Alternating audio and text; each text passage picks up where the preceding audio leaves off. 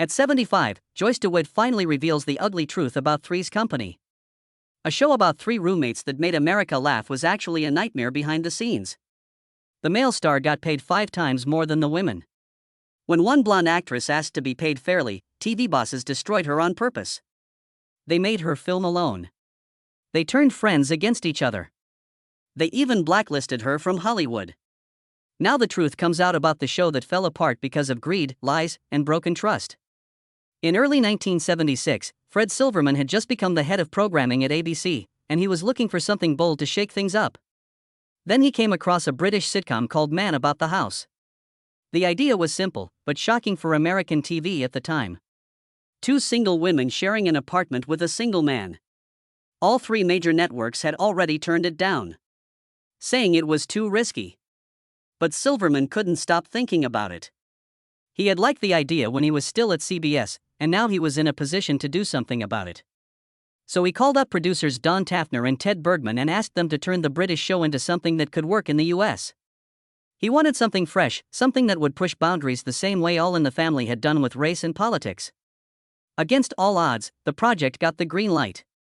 At first, the show almost went in a completely different. The first person hired to adapt it was Peter Stone, a respected Broadway writer. He set the story in New York and made the main character a chef at a fancy French restaurant. His roommates, one was a secretary and the other a high-end fashion model. It all sounded too polished, too glamorous. When Silverman read the script, he knew it wouldn't work. It didn't feel like something most Americans could connect with. Stone's version was dropped before it even made it to production. That early failure showed just how tricky it would be to take a British idea and make it feel right for American viewers. They needed something more down to earth, something that felt like it could really happen in a place like Santa Monica. That's when Larry Gelbart, the creator of MASH, stepped in, though not very willingly. He thought the concept was too light, too silly, but as a favor to Silverman, he agreed to take a shot at it. Working with his son-in-law, Gary Markowitz, Gelbart came up with a new version. Markowitz was the one who came up with the title Three's Company. In this version, the guy was named David Bell. A wannabe filmmaker who could cook. Lived with Jenny, a DMV employee, and Samantha, an actress trying to catch a break. They all shared a place in a building called the Hacienda Palms in North Hollywood. Gelbart didn't stay with the show for long, but his version helped shape the tone. It brought the idea closer to something that felt familiar, but still a little daring. The day before filming was set to begin on Three's Company, ABC had a problem. They had tried 3 different pilots, but no one had nailed the role of Chrissy Snow. Time was running out. ABC's entertainment president, Fred Silverman, was desperate. So he sat down with a stack of audition tapes and began fast-forwarding through them. He wasn't expecting much. Then something caught his eye. It was Suzanne Summers. He had seen her once on The Tonight Show. He stopped the tape, rewound it, and watched closely. He couldn't believe she hadn't been picked. When he asked why she was rejected, no one could give him a real answer. Without wasting a second, Silverman had her called in. The next day, she was on set. Just like that, Chrissy Snow had come to life. And Suzanne Summers would go on to become one of the most recognizable faces on TV. Helping the show run for 8 seasons and over 170 episodes. If Silverman hadn't stayed late that night, things could have turned out very differently. But Suzanne's casting wasn't the only thing that nearly changed. Just before filming started, producers began second-guessing John Ritter. They worried that his goofy physical comedy might send the wrong message. Jack Tripper was supposed to pretend he was gay so he could live with 2 women. Producers were afraid Ritter looked too convincing. Some of them thought the audience might believe Jack really was gay, which they felt would ruin the plot. The doubts got so serious that Silverman had to step in again. He said Ritter stays, and thank God he did. The very thing they were worried about, his physical, over-the-top comedy, became the heartbeat of the show. Ritter's pratfalls and funny faces made him a star. He later won both an Emmy and a Golden Globe. What they once saw as a weakness became his greatest strength. Even before Ritter was cast, the role of Jack Tripper was wide open. Barry Van Dyke, the son of Dick Van Dyke, was a strong contender. So was Michael Lembeck, who would later direct episodes of Friends. And then there was Billy Crystal. He didn't get the part, but it didn't slow him down. That same year, he landed a breakthrough role on the show Soap. Still, it's hard to imagine anyone else but Ritter as Jack. His charm, timing, physical humor made the character unforgettable. And the cast wasn't just lucky, it was brave. Just 6 episodes in, Joyce DeWitt, who played Janet, stood her ground. She was given a line that insulted a prostitute character, but it didn't feel right to her. Janet, as she saw her, wasn't someone who judged others like that. When the producer pressured her to say the line, she refused. John Ritter even offered to take it for her, but DeWitt wouldn't budge. "Bring a gun," she said, "I still won't say it." Later, when ABC tried to go back on a promised raise, she skipped work and went straight to the top, telling the network head it wasn't about money, it was about integrity. She got her raise, and she earned a reputation as someone who didn't back down when it mattered. The network showed that kind of commitment too. When they wanted Audra Lindley to play Mrs. Roper, they found out she was booked for a stage play in Los Angeles. Most would have moved on. ABC didn't. Instead, they paid $8,000 to buy out the entire theater for the night just so she could tape the pilot.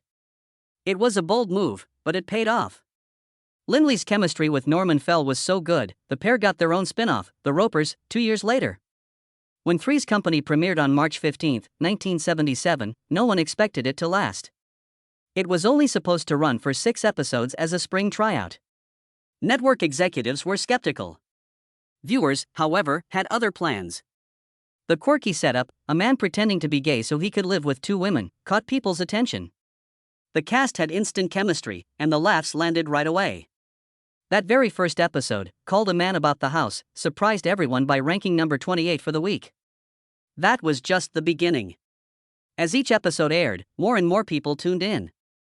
By the time the 6th one hit the screen on April 21, it had become a full-blown hit. The ratings skyrocketed to an average of 23.1, which placed the show at number 11 for the entire 1976-77 season. That kind of success, especially for a mid-season replacement, was unheard of. ABC didn't hesitate. They renewed the show right away, knowing they had something big on their hands. When the show returned in the fall, ABC gave it a prime spot on Tuesday nights. Right after Happy Days and Laverne and Shirley, it was a smart move. Audiences kept coming back and the ratings soared even higher. For the 1977-78 season, it climbed to number 3 in the country. Nearly a third of all TV households were watching Three's Company. And it didn't stop there. The very next year, it hit number 2 with a staggering 30.3 rating. That momentum carried into the following season too, keeping it firmly in the top tier. For a show that started as a long shot, it had become a cultural giant, but not everyone was laughing. The show's suggestive humor didn't sit well with some conservative groups. The PTA gave it poor ratings, and the National Federation for Decency went even further. They started a campaign to pressure companies into pulling their ads from the show. Some sponsors actually did, but ABC stuck by the show, and the controversy only made more people curious. It's often the case that when something stirs up debate, it draws a bigger crowd. That's exactly what happened here. Beyond the laughs and the headlines, Three's Company also did something quietly revolutionary. It showed that family didn't have to mean parents and kids. Jack, Janet, and Chrissy, and later Cindy and Terry, created their own kind of family. One built on friendship, trust, and shared chaos. Their apartment in Santa Monica felt like a warm, wild little world of its own, where friends supported each other like siblings. That idea of friends becoming family paved the way for shows like Friends and Will and Grace. It changed the way sitcoms looked at relationships and home life. But even with all the fun, Klein sometimes clashed with the producers. Once, he tried to talk seriously about his character during a run-through. The moment he said, "I'd like to discuss my character," they cut him out of the show for 4 weeks. That's how tight the control was behind the laughter. In 1978, the whole cast ended up on the cover of Newsweek for a story about sex and TV. But what should have been a big moment turned sour. The magazine featured them in a provocative pose, and the cast had no idea it would be marketed that way. John Ritter and Joyce DeWitt were shocked. They thought it was going to be about comedy, not sex appeal. Ritter later said it gave the whole set a creepy feeling, and DeWitt was clearly upset. Even Suzanne Summers claimed she didn't know the shoot would be that suggestive. The photo stirred tension, not just among the cast, but in how the show was being viewed. Suddenly, the focus shifted. What the actors saw as fun and slapstick comedy was now being sold to the public as sexy and scandalous. The show's theme song almost took a strange turn too. At first, the producers wanted the 3 stars to sing it themselves. That didn't go well. Composer Joe Raposo, who wrote And Knock on Our Door, said the actors gave it a shot, but just couldn't sing. They brought in Ray Charles. No, not the famous one, but another Ray Charles who worked in TV to coach them. After an hour, the producers asked what he thought. He didn't want to be rude, so he said, "I'm not sure." The producers just laughed and told him, "Well, we are. We like the way you sing it." That's how Ray Charles and Julia Rinkermiller ended up recording the theme instead. Behind them were some of the best session musicians around. Hal Blaine played drums, Tommy Tedesco was on guitar, and Raposo even played sax. They turned it into one of the most unforgettable opening songs on television. Suzanne Summers, meanwhile, was making moves most people didn't see. During the first season, she gave up her entire salary from the first 6 episodes. She handed it over to a manager named Jay Bernstein. Her deal was simple. Make me famous, or it's all for nothing. At the time, Three's Company was just a mid-season replacement. And no one knew if it would last. But Summers was thinking long-term. Bernstein was the guy who'd turned Farrah Fawcett into a star, and Summers wanted the same. Within a year, she landed on 55 magazine covers. Her face was everywhere. Bernstein later admitted he didn't think she was all that good-looking or even talented, but he saw a fire in her. He said, hadn't seen that kind of passion since Sammy Davis Jr. Summers bet on herself, and it worked. She went from sitcom newcomer to one of the most recognizable names on TV. In the late 1970s, Three's Company was one of the biggest shows on TV. Everyone was watching it. But while the audience laughed at the goofy antics on screen, something unfair was happening behind the scenes. John Ritter, the show's lead, was making $150,000 an episode. Suzanne Summers, who played the bubbly and beloved Chrissy Snow, was only getting $30,000. Joyce DeWitt, the other female lead, was paid the same. Suzanne was a huge reason people tuned in. She had one of the best ratings with women aged 18 to 49, exactly the group advertisers wanted. But even as the show became a hit, she was making a fifth of what Ritter earned. When she started, Suzanne had been thrilled just to be there. She was a struggling single mom and grateful for the paycheck. At $3,500 a week, it felt like a dream. As the show took off, her salary rose to $30,000 per episode. But she couldn't help noticing that other male stars, like Alan Alda from MASH and Carol O'Connor from All in the Family, were making 6 figures every week.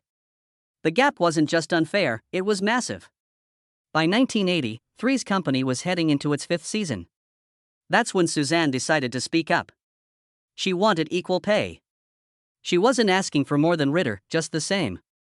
$150,000 per episode, plus 10% of the profits.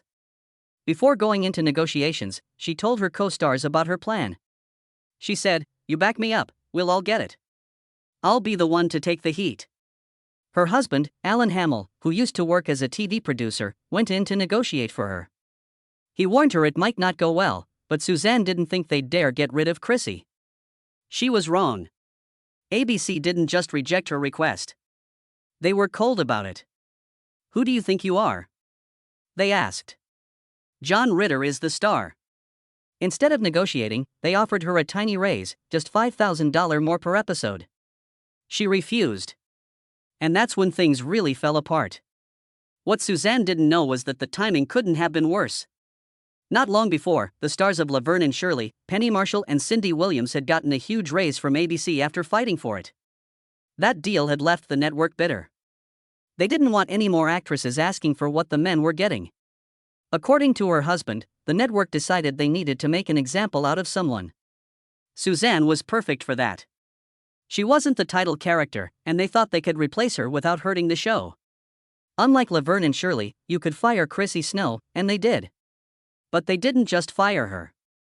They humiliated her. Even though she still had time left on her contract, they cut her part down to just 60 seconds per episode. They filmed her alone on a separate set, pretending to talk on the phone with the other characters. She wasn't allowed to see her castmates. A security guard walked her to and from the set like she was a criminal. The people she had worked with every day now ignored her. The producers told the rest of the cast she was greedy, that she was trying to ruin the show. And most of them believed it. She was left completely alone. The damage was deep. The friendships were over. And her career, it was suddenly frozen. No one wanted to hire her. I was fired from the #1 show at the height of my success, she said, and I couldn't even get an interview. For years, she was blacklisted from television, all because she dared to ask to be paid the same as a man. After Suzanne Summers suddenly left Three's Company in 1981, everything changed. The producers were caught off guard and rushed to replace her. They brought in Janelle Harrison as Cindy Snow, Chrissy's clumsy cousin. But the switch was too quick and too jarring. Viewers didn't connect with Cindy. She tried to act silly like Chrissy, but it didn't feel the same.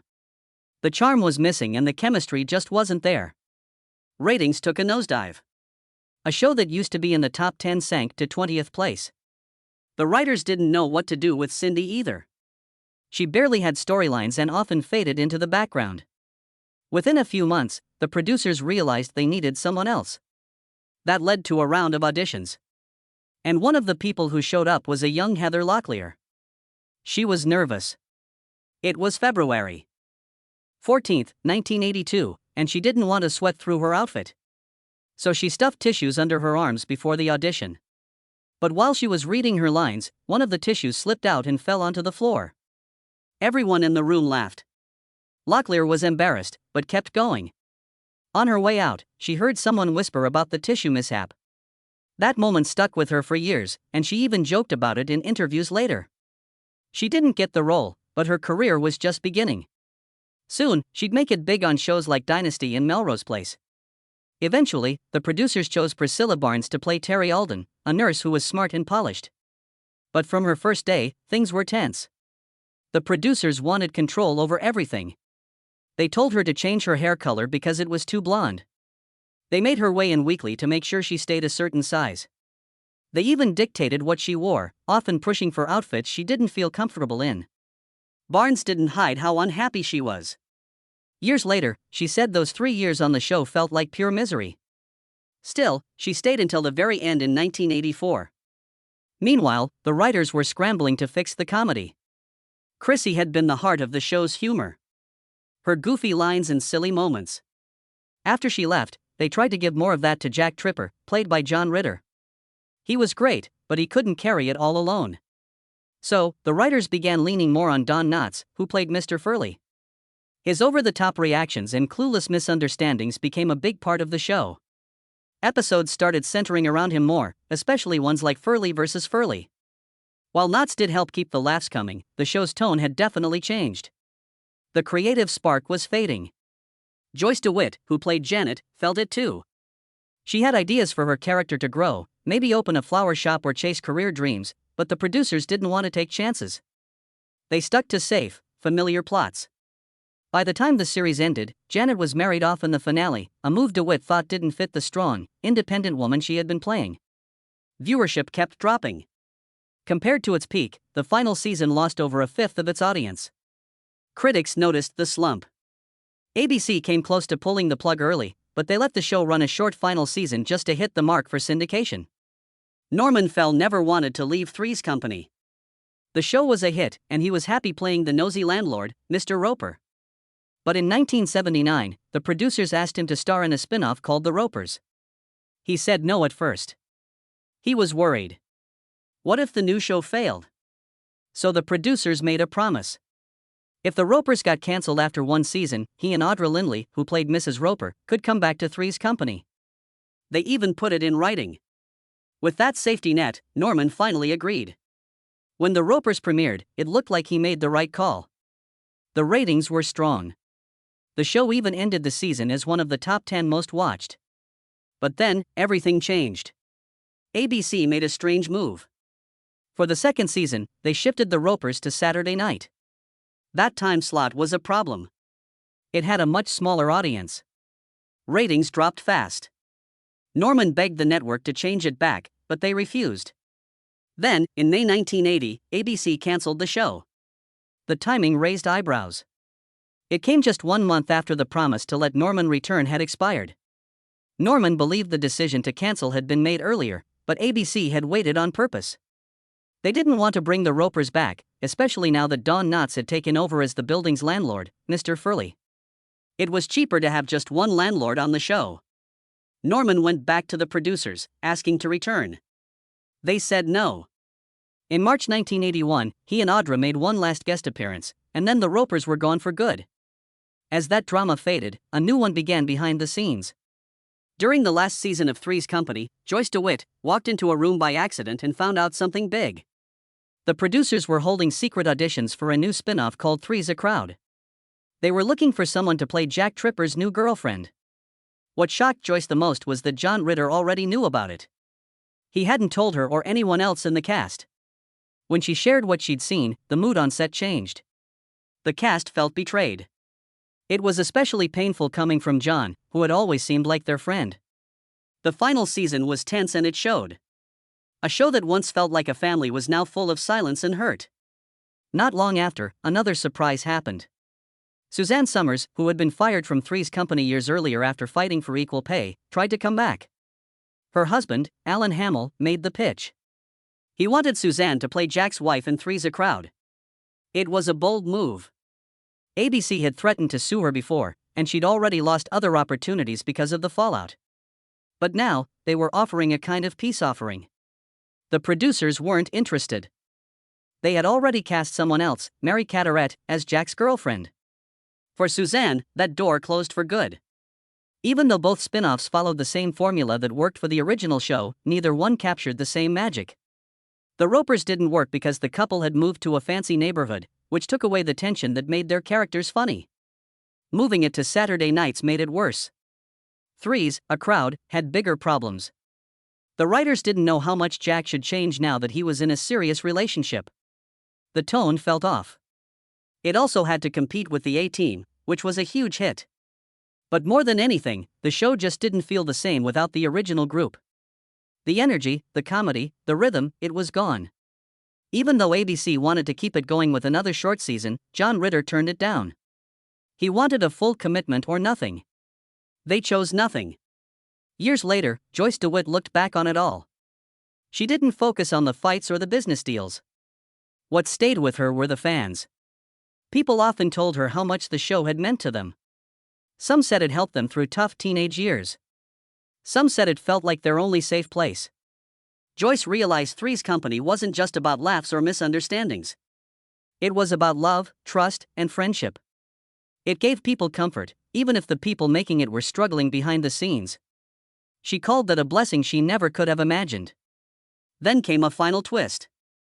In 2003, 1 month before John Ritter died, he made a phone call. Out of nowhere, he rang up Suzanne Summers. Hadn't spoken in over 20 years. He greeted her with, "Babe," then said, "I forgive you." Suzanne was stunned. She wanted to say, "You forgive me," but held it back.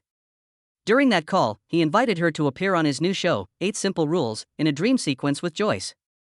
She turned it down, suggesting they do something else together instead. They agreed to find a better project, but they never got the chance. John died suddenly of a heart problem at just 54. It was heartbreaking. But at least before the end, they had made peace.